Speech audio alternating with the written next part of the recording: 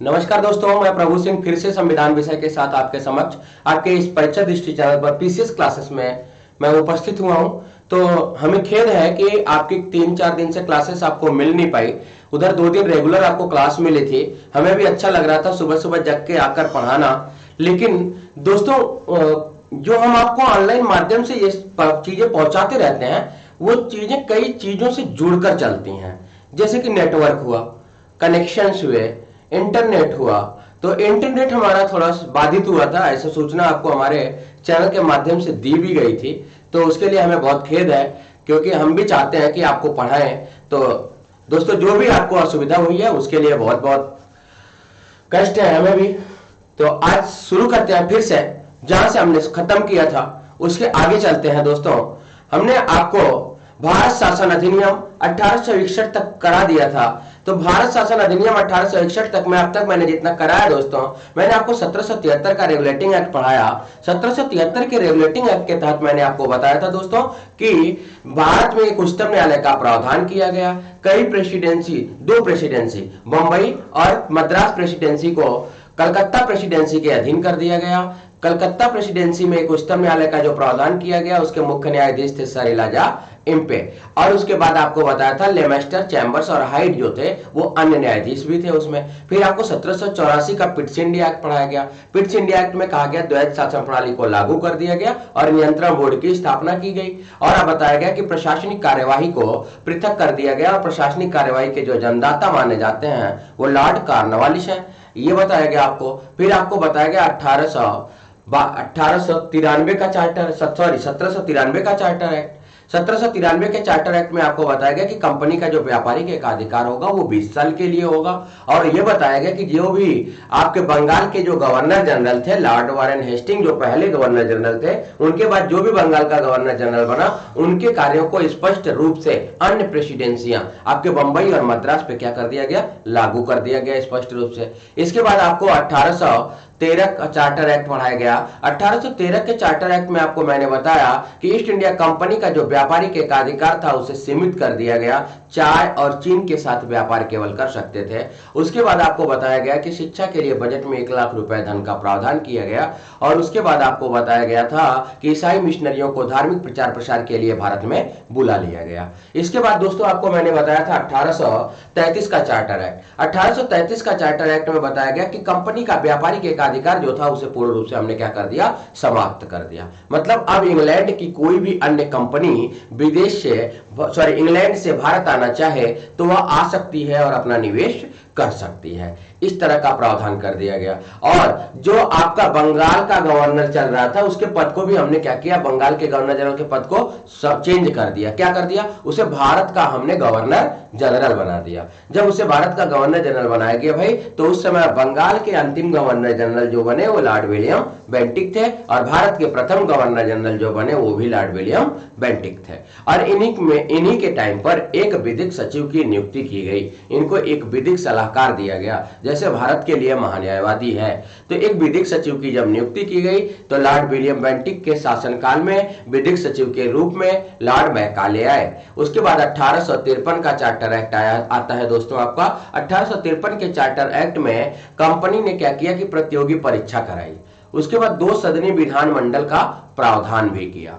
इसके बाद दोस्तों आपका आता है 1857 की क्रांति के बाद। आपको पता ही है कि ब्रिटिश जो ईस्ट इंडिया कंपनी थी आपकी, वो कंपनी के द्वारा जितने भी लिखित विधि लाए गए वो सब क्या हो गए, आपके समाप्त हो गए। अब यहाँ की सत्ता किसके हाथों में चली गई दोस्तों, महारानी के हाथों में चली गई। तो जब महारानी के हाथों में गई दोस्तों, तो 1858 का भारत शासन अधिनियम आया। तो पूरे भारत के लिए कानून आया, क्राउन के हाथ में हमारा शासन चला गया।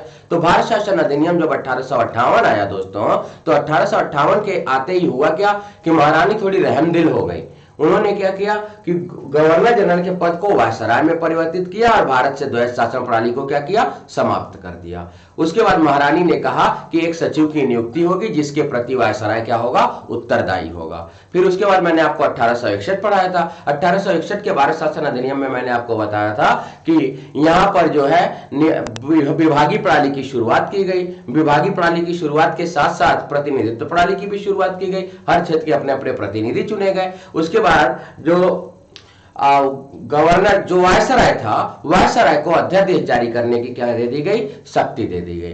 तो दोस्तों अभी तक हम जितना पढ़े उसके बाद हम चलते हैं, आज हम पढ़ने वाले हैं भारत परिषद अधिनियम या भारत शासन अधिनियम 1892। क्या पढ़ेंगे दोस्तों, भारत शासन अधिनियम 1892, ठीक ना। तो भारत शासन अधिनियम 1892 की अब बात करें दोस्तों, तो भारत शासन अधिनियम 1892 में हुआ क्या था। तो भारत शासन अधिनियम 1892 जब आया दोस्तों, तो एक संसदीय प्रणाली की शुरुआत की गई, संसदीय प्रणाली की शुरुआत की गई, ठीक ना। संसदीय प्रणाली का क्या हुआ इसमें भाई, आरंभ हुआ। जब संसदीय प्रणाली का आरंभ हुआ तो संसद में भारतीय सदस्य भी थे। संसद में कौन थे भाई, भारतीय सदस्य थे। लेकिन एक बात जान ले कि ये जो भारतीय सदस्य थे ना, भारतीय सदस्यों को इसी टाइम पर प्रश्न पूछने का क्या दे दिया गया, अधिकार भी दिया गया, प्रश्न पूछने का अधिकार दिया गया। तो भारतीयों को जब दोस्तों प्रश्न पूछने का अधिकार दिया गया तो ये केवल प्रश्न पूछ सकते थे। प्रश्न पूछने के बाद पूरक प्रश्न पूछने का अधिकार इनके पास नहीं था। पूरक प्रश्न पूछने का अधिकार, पूरक प्रश्न पूछने का अधिकार इनके पास नहीं था। भाई पूरक प्रश्न पूछने का अधिकार इनके पास नहीं था का मतलब क्या हो गया कि जैसे मैं आपको कोई चीज पढ़ाऊं या कोई बात आपको बताऊं और वह बात आप पर प्रभावी ना हो, और वह बात आप पर प्रभावी ना हो, तो ऐसी स्थिति में क्या होगा भाई, तो ऐसी स्थिति में क्या होगा, तो ऐसी स्थिति में यह होगा कि मैं आपको कुछ भी बता दूं, डिक्टेटरशिप पूरा लागू है। और इसमें यह हो सकता है कि आपकी कोई भी बात भारत सरकार तक आपकी कोई भी बात संसद द्वारा कहा ही ना जाए उस स्तर से जिस स्तर से कहा जाना चाहिए, है कि नहीं। बताएं कि हम भाई अंग्रेजों ने अंग्रेजी में कुछ भी बोला, भारतीयों को समझ आया ही नहीं। अंग्रेजों ने अंग्रेजी में कुछ भी बोल दिया भाई, भारतीयों को समझ आया ही नहीं। जब भारतीयों को समझ ही नहीं आएगा तो कैसे काम चलेगा, ये बताएं। भारतीयों को जब भारत में समझ ही नहीं आएगा तो काम कैसे चलेगा भाई। तो उन्होंने कहा कि पूरक प्रश्न नहीं पूछ सकते। ये जब ये पूरक प्रश्न नहीं पूछ सकते तो पूरक प्रश्न पूछने का मतलब ही क्या निकलेगा भाई, तो संसदीय प्रणाली की शुरुआत हो गई। एक बात और जान ले भाई, निर्वाचन प्रणाली की भी शुरुआत इसी टाइम हुई थी।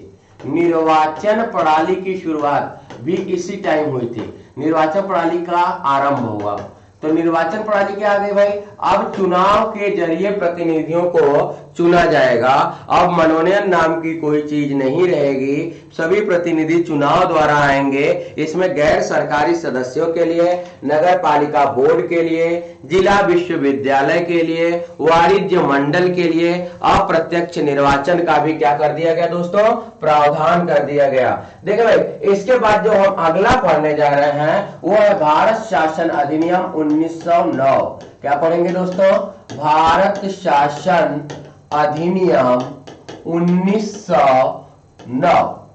और ये इंपॉर्टेंट हो जाता है, यहां से अक्सर आपकी परीक्षा में प्रश्न क्या होते हैं दोस्तों, बन जाते हैं। जब भारत शासन अधिनियम 1909 की बात करते हैं तो आपको एक बात तो पता ही होगा कि इसे हम कहते हैं मार्लो मिंटो सुधार।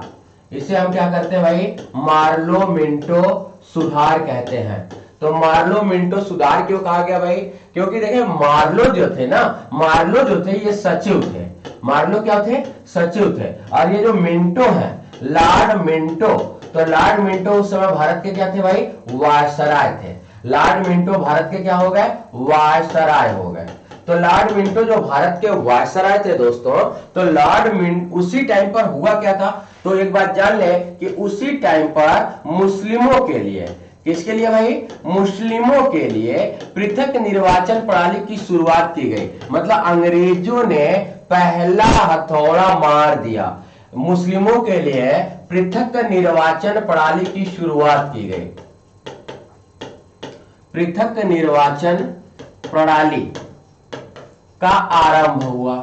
जब पृथक निर्वाचन प्रणाली का आरंभ हुआ दोस्तों, तो पृथक निर्वाचन प्रणाली में हुआ क्या, तो मुस्लिमों के लिए जब पृथक निर्वाचन प्रणाली आई तो इसमें यह हो गया कि चुनाव केवल मुसलमान ही लड़ेगा, चुनाव केवल मुसलमान ही लड़ेगा। इसका मतलब यह हुआ कि मुस्लिम केवल चुनाव लड़ेगा और उसे मतदान भी कौन करेगा? मुसलमान करेगा। मतलब मुसलमानों के लिए मुसलमान प्रतिनिधि होगा, ऐसा इन्होंने कह दिया। तो लॉर्ड मिंटो जो थे ना, इन्हें क्या किया गया? देखिए भाई, हमारे यहाँ जब कोई ऐसा धार्मिक दंगा या उन्माद होता है तो उनको हम कहते हैं सांप्रदायिकता का दंगा है ये। उनको हम क्या कहते हैं? सांप्रदायिकता का दंगा है ये। तो दोस्तों, सांप्रदायिकता का दंगा, तो सांप्रदायिकता का जनक किसे माना गया भाई? सांप्रदायिकता का जनक किसे माना गया? तो आपका जवाब तो आपको मिल ही गया होगा कि सांप्रदायिकता का जनक कौन है भाई? सांप्रदायिकता का जनक कौन है बता दें आप लोग, तो आपको मिल रहा होगा जवाब कि सांप्रदायिकता के जनक कौन हो गए? लॉर्ड मिंटो हो गए। कारण भाई, इन्होंने मुस्लिमों के लिए क्या किया? पृथक निर्वाचन प्रणाली। देखो भाई, मुस्लिम धर्म को इन्होंने अलग कर दिया। उस समय भी भारत में तमाम धर्म थे, लेकिन हुआ क्या था आपको पता ही होगा। अगर ऐतिहासिक कारण देखें तो ऐतिहासिक कारण में मुस्लिम लीग ने क्या किया था? मुस्लिमों ने क्या किया था? कांग्रेस से अलग हो गए थे। कांग्रेस में टूट पड़ी थी उस समय। तो जब कांग्रेस में टूट पड़ी तो मुस्लिमों ने क्या किया? पाकिस्तान के लिए, या आप जानते ही होंगे कि भविष्य में क्या हुआ। ये भविष्य की जो बात है ना, इसी को मैंने कहा हथौड़ा मार दिया। इसमें क्या हुआ? मुस्लिमों के लिए अपना नेता मिल गया। उन्हें लगा कि अब ये भी काम कर सकते हैं। धीरे धीरे ऐसा बढ़ोतरी की गई। धीरे धीरे जब विकास हुआ तो भाई पहला हथौड़ा तो पड़ गया भारत पे कि मुस्लिम अब अलग होंगे, ठीक ना। तो भारत शासन अधिनियम 1909 सबसे बड़ी बात, सांप्रदायिकता के लिए ही जाना जाता है। सांप्रदायिकता के आधार पर ही निर्वाचन प्रणाली का भारत शासन अधिनियम 1909 में क्या हुआ? सुधार, वो कह सकते हैं कि पृथक निर्वाचन प्रणाली आ गई। उसके बाद देखें भाई, ये जो भारतीय सदस्य थे, जो आपके 1892 के भारतीय सदस्य थे, जिन्हें हमने कहा था कि प्रश्न पूछने का अधिकार था लेकिन पूरक प्रश्न नहीं पूछ सकते थे, उन्हें क्या किया गया कि सदस्यों को, भारतीय सदस्यों को सदन में प्रश्न पूछने का अधिकार दे दिया गया। प्रश्न पूछने का अधिकार दिया गया। ये तो पिछले में भी दिया गया था, लेकिन और क्या अधिकार था भाई? पूरक प्रश्न भी पूछ सकते थे। क्या करेंगे?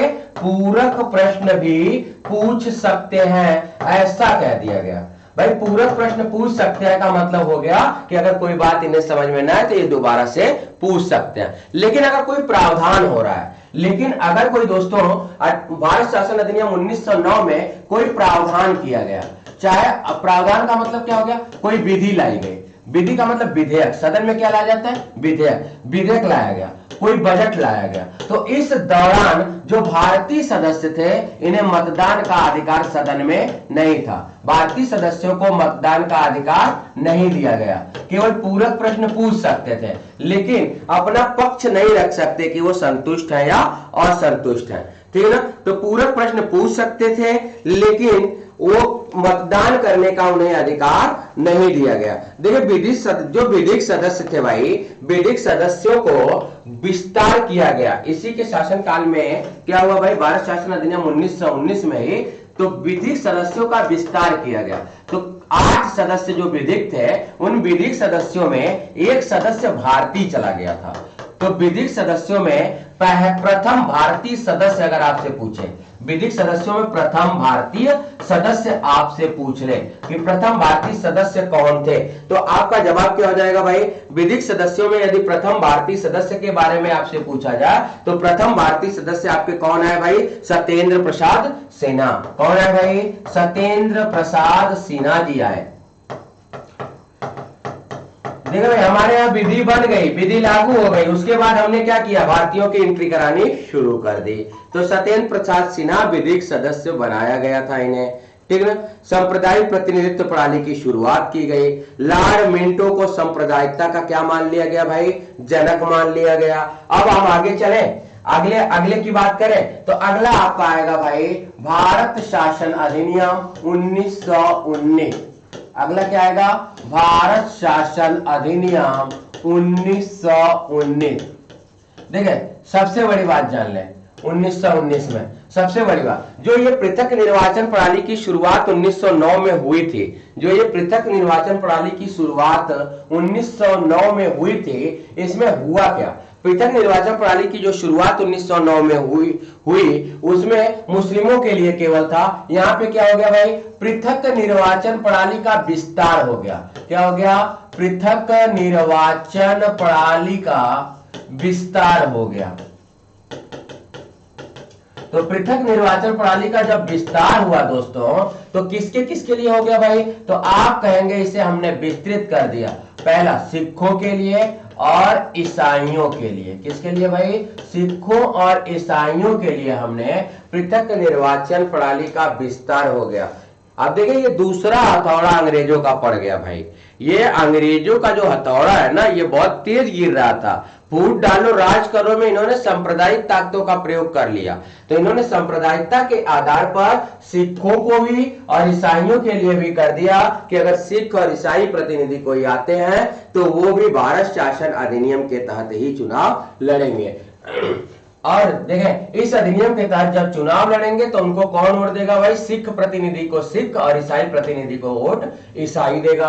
आगे देखें, भारत शासन अधिनियम 1919 को हम जेम्स मॉन्टेग्यू सुधार कहते हैं। जेम्स मॉन्टेग्यू सुधार कहते हैं।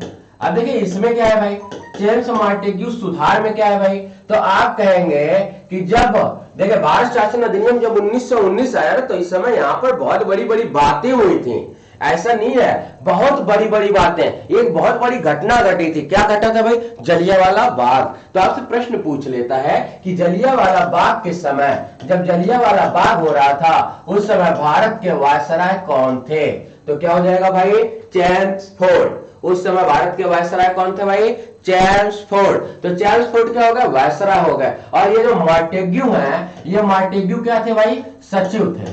ये क्या थे, लॉर्ड मॉन्टेग्यू क्या थे भाई, उस समय सचिव थे।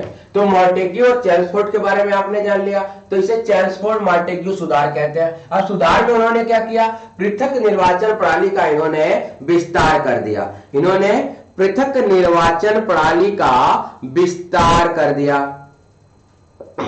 उसके बाद देखें, इस अधिनियम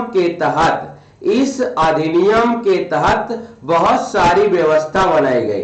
देखिए भाई, इस अधिनियम के तहत प्रांतों में क्या हुआ, प्रांतों में अगर हम इस अधिनियम के तहत प्रांतों में कहें तो प्रांतों में उत्तरदायी सरकार भी बनाई गई। क्या बनाई गई, उत्तरदायी सरकार बनाई गई। लेकिन देखें, प्रांतों में जब उत्तरदायी सरकार बनाई गई तो उसी टाइम जो आपका द्वैध शासन प्रणाली 1858 में समाप्त हुआ था, उस द्वैध शासन प्रणाली को भी क्या किया गया, प्रांतों में लागू कर दिया गया। क्या किया गया भाई, द्वैध शासन प्रणाली को प्रांतों में लागू कर दिया गया। प्रांतों में लागू कर दिया गया। तो द्वैध शासन प्रणाली को जब प्रांतों में दोस्तों लागू कर दिया गया तो दोहरी शासन व्यवस्था क्या हो गई, फिर से भारत में आ गई।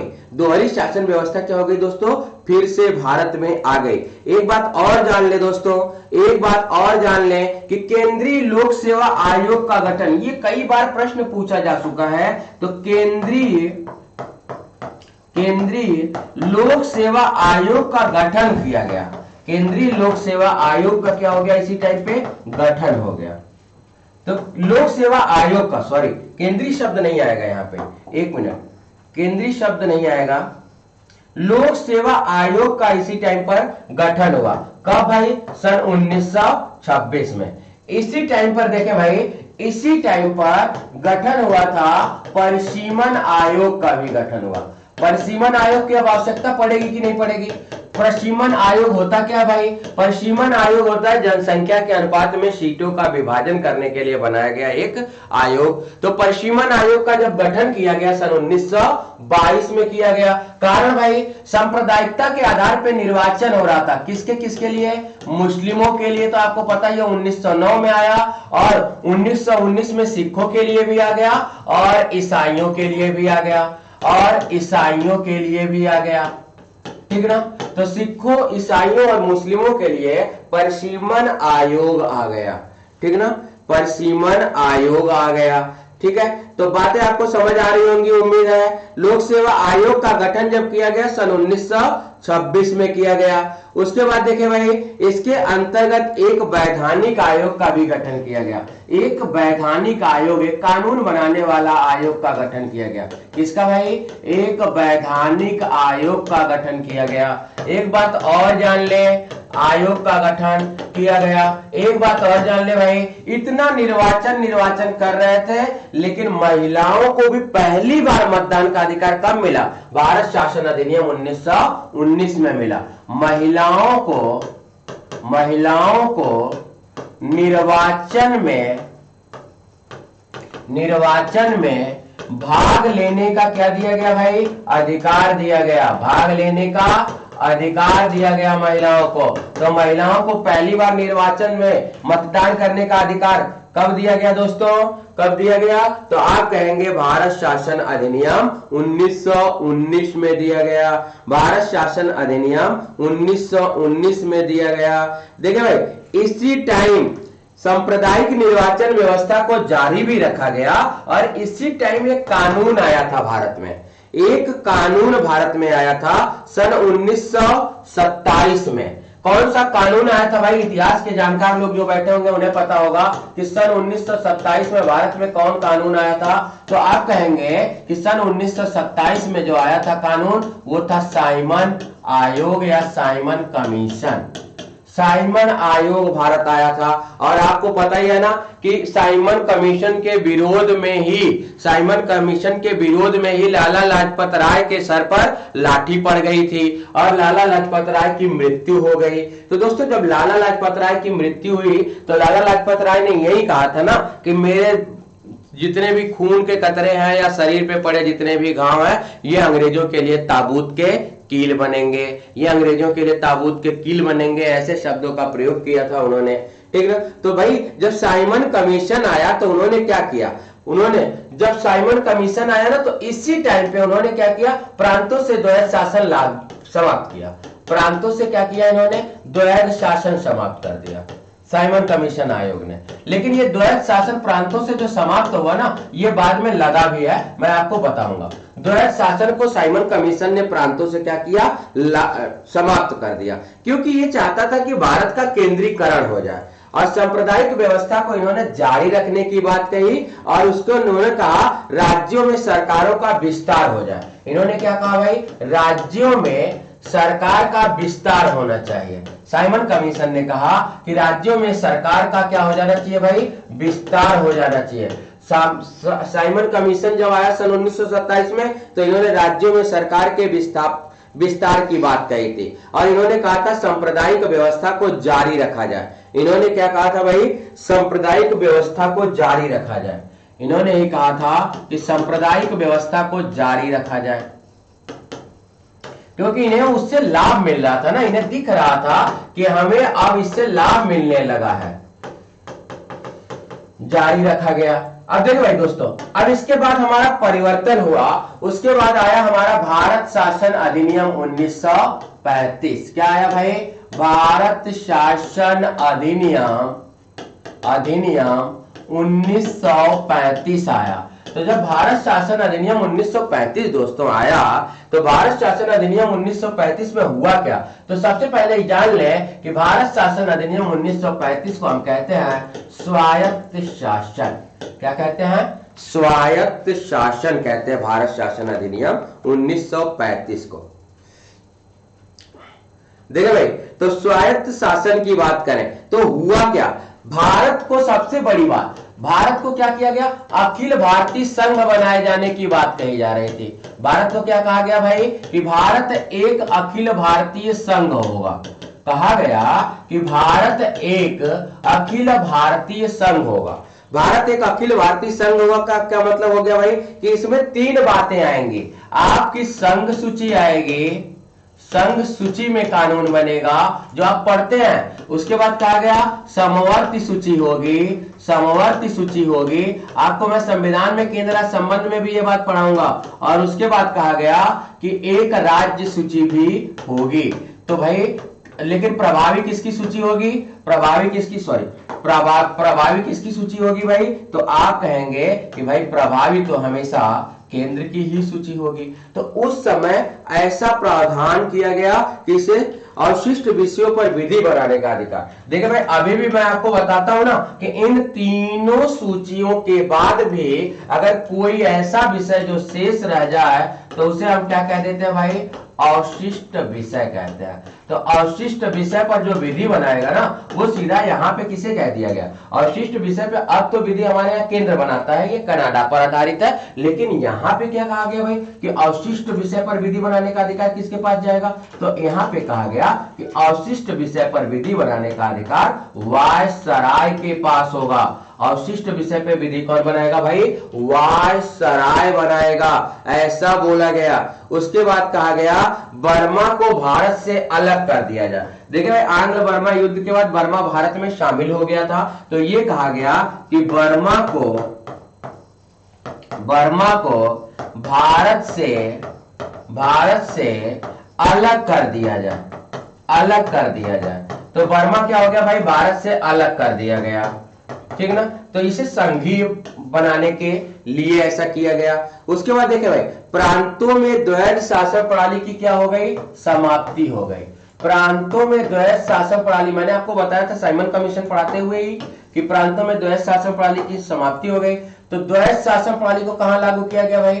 तो जब भारत अखिल भारतीय संघ बन रहा था तो द्वैध शासन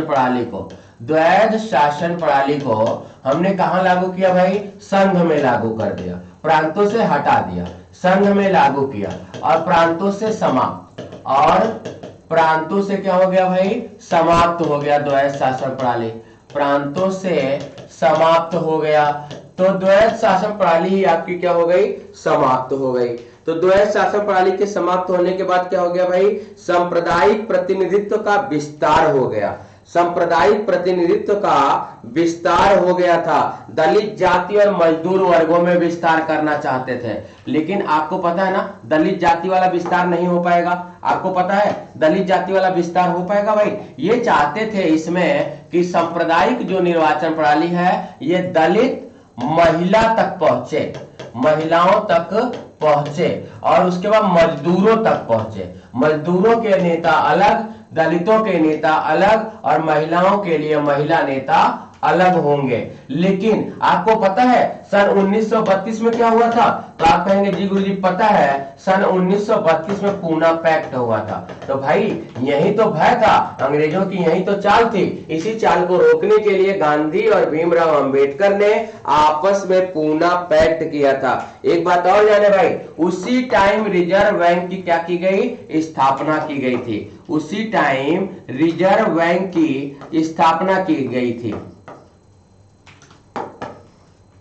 हिंदी पढ़े। उसी टाइम रिजर्व बैंक की स्थापना की गई थी। रिजर्व बैंक की स्थापना किया गया था। तो रिजर्व बैंक का जो स्थापना किया गया भाई वह भारत शासन अधिनियम 1935 के तहत किया गया। और आपको बता दें एक बात और, सन 1937 में, यह भी आपकी परीक्षा की दृष्टि से इंपॉर्टेंट है, सन 1937 में भारत शासन अधिनियम 1935 के तहत ही एक संघीय न्यायालय का प्रावधान किया गया।